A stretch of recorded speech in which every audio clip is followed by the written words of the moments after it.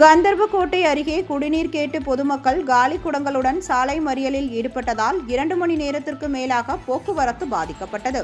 புதுக்கோட்டை மாவட்டம் கந்தர்வக்கோட்டையை அடுத்த நெப்புகை ஊராட்சிக்குட்பட்ட உரியம்பட்டி கிராமத்தில் 100க்கும் மேற்பட்ட குடும்பங்கள் வசித்து வருகின்றன. இந்நிலையில் கடந்த 3 மாத காலமாக குடிநீர் முறையாக விநியோகிக்கப்படவில்லை என்றும், அன்றாட குடிநீர் தேவை பூர்த்தி செய்ய அருகே உள்ள கிராமங்களுக்கு சென்று ஆழ்துளை கிணறுகளில் இருந்து குடிநீர் எடுத்து வருவதாகவும் பொதுமக்கள் கூறுகின்றனர்.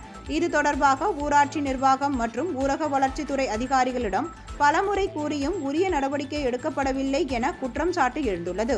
இந்நிலையில் குடிநீர் கேட்டு 100க்கும் மேற்பட்ட பொதுமக்கள் காலி குடங்களுடன் கந்தர்வக்கோட்டை கரம்பக்குடி சாலையில் மறியலில் ஈடுபட்டனர். தகவல் கிடைத்ததும் விரைந்து வந்த காவல்துறை மற்றும் உள்ளாட்சி அதிகாரிகள் பொதுமக்களை சமாதானப்படுத்தி குடிநீர் வழங்க உடனடியாக நடவடிக்கை எடுக்கப்படும் என்று உறுதியளித்ததனை தொடர்ந்து மறியல் போராட்டம் விலக்கிக் கொள்ளப்பட்டது. இந்த போராட்டத்தில் 2 மணி நேரத்திற்கு மேலாக போக்குவரத்து பாதிக்கப்பட்டது.